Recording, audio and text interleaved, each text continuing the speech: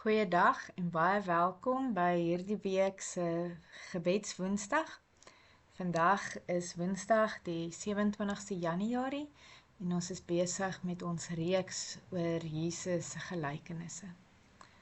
Daar waar jy is, word vir 'n oomblik stil, sit jou voete plat op die grond, ontspan jou skouers, jou nek en haal stadig asem. In en uit. In en uit.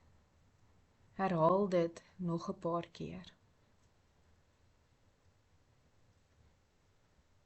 Soos jy op jou asemhaling fokus, laat die geraas van die dag stel en die wêreld stadig wegvloei. Jy is nou hier, in God se teenwoordigheid. God wat deur die besige dag met jou is, deur die nag daar was toe jy geslaap het, maar vir die volgende paar oomblikke fokus intentioneel op die Here se teenwoordigheid, hier waar jy nou is.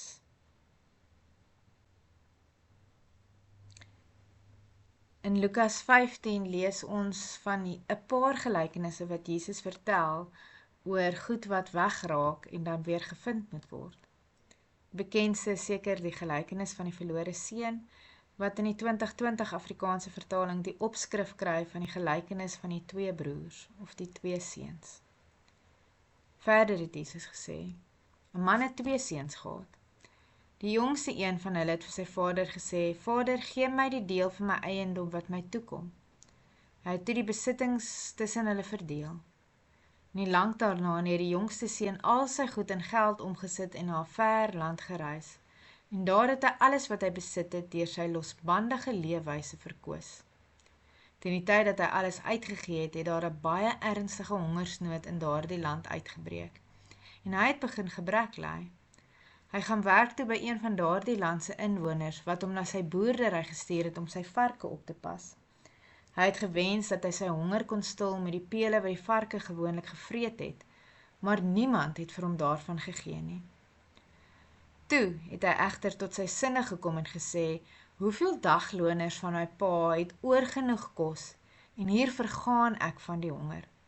Ek sal opstaan en na my pa toe gaan en vir hom sê, Vader, ek het gesondig teen die hemel en in u oë. Ek is nie langer werd om u seun genoem te word nie. Behandel my soos een van u dagloners. Hy het toe opgestaan en na sy vader gegaan. Hy was nog ver weg toe die vader hom al gesien het. Hy het hom innig jammer gekry. Na hom gehardloop, hom omhels en hom gesoen. Die seun sê toe vir sy vader, Vader, ek het gesondig teen die hemel en in u oë. Ek is nie meer werd om u seun genoem te word nie. Maar sy vader het sy slawe opdrag gegee, bring gou 'n lang stola, die beste een, en trek dit vir hom aan. Geef vir hom 'n ring vir sy vinger en sandale vir sy voete. Bring vir ons die vetgemaakte kalf, slag dit en laat ons eet en fees vier. Want hierdie seun van my was dood en het weer lewendig geword. Hy was verlore en is weer gevind. Toe het hulle begin fees vier. Die oudste was in die veld en toe hy terugkeer en na by die huis kom, hoor hy musiek en 'n gedans. Hy roep toe een van die dienaars en verneem by hom wat aan die gang is. Jou broer het teruggekom, het hy hom geantwoord, en jou pa het die vetgemaakte kalf geslag, omdat hy hom gesond teruggekry het. Hy het briesend kwaad geword en wou nie ingaan nie. Maar sy vader het uitgekom en mooi met hom gepraat. Sy vader het gesê, hy het vir sy vader gesê, kyk, ek sloof my al jare voor u af en nog nooit het ek 'n opdrag van u verontagsaam nie. En vir my het u nooit eers 'n bokkie gegee, sodat ek dit saam met my vriende kon feesvier nie. Maar toe hierdie seun van u terugkom, wat u besittings op prostituie uitgemors het, slag u vir hom die vetgemaakte kalf. Toe sê hy vir hom, my kind, jy is altyd by my, en alles wat myne is joune. Ons moet fees vier en bly wees, want jou broer was dood, en hy het lewendig geword. Hy was verlore, en is weer gevind. In hierdie bekende gelykenis vertel Jesus van 'n seun wat sy erfenis neem, weggaan, alles verloor en dan besluit, ek sal teruggaan na my pa toe. En terwyl hy nog ver was, sien sy pa, asof hy maar altyd sy oë op die hek gehou het. Hy hardloop hom tegemoet, omhels hom en sê, my kind was verlore en is weer gevind. Neem 'n oomblik en dink hieroor. Waar in jou lewe voel jy ver van God? Nie noodwendig fisies nie, maar innerlik. In jou gedagtes, jou keuses, jou verhoudings, jou hart. Het jy dalk ook gekies om weg te loop?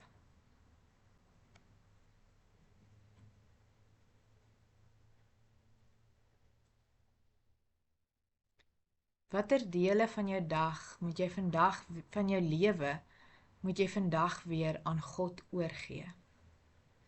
Watter dinge het gebreek, seer gemaak of stil geraak?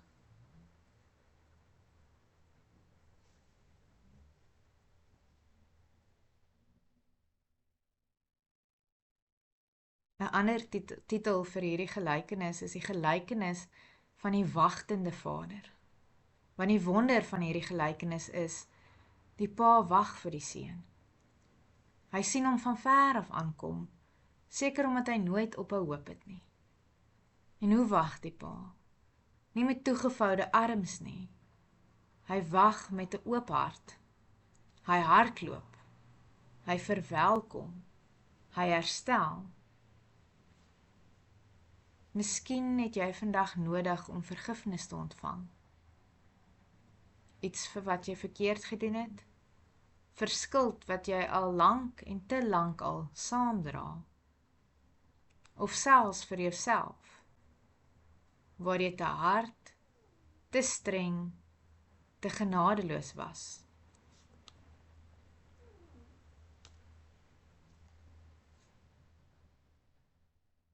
Miskien is daar iemand anders wat jy moet vergewe.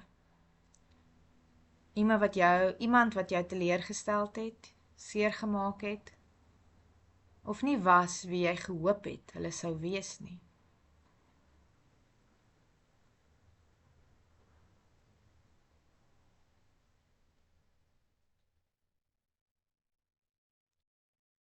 In hierdie gelykenis ontvang ons soveel waarhede. Een daarvan is, God se liefde is groter as ons foute. Sy genade is dieper as ons skuld. Sy arms bly oop, vandag en nou. Ons hoef nie eers reg te wees nie. Ons mag maar net terugkom. En die wagtende Vader sal ons met oop arms ontvang. Kom ons bid saam. Here God, Vader van genade en liefde, ons kom vandag soos hierdie verlore kind, met leë hande, maar met oop harte. Ons bring vir U die dele van ons lewe wat gebreek is, die keuses waaroor ons spyt is, die woorde wat ons nie kan terugneem nie, die skuld wat swaar op ons rus. Here, ontvang ons weer, nie omdat ons verdien nie, maar omdat U genadig is. Skenk ons genesing waar daar seer is, vergifnis waar daar skuld is, vryheid waar ons vasgevang is in skaamte of vrees. En Here, help ons ook om ander te vergewe, soos U ons vergewe, om los te laat wat ons harte swaar maak. Here, gee ons vandag 'n nuwe begin, 'n nuwe toewyding aan U wil, 'n dieper vertroue in U liefde, 'n lewe wat weer huis toe beweeg. Dankie dat U ons raak sien, nog voordat ons perfek is. Dankie dat U hardloop om ons te ontmoet. Here God van liefde, Ons rus vandag in U genade. Amen.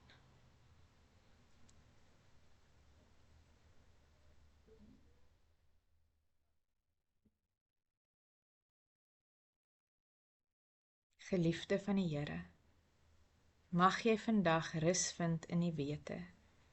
Jy is nie te ver om terug te kom nie. God se genade wag reeds vir jou. Amen.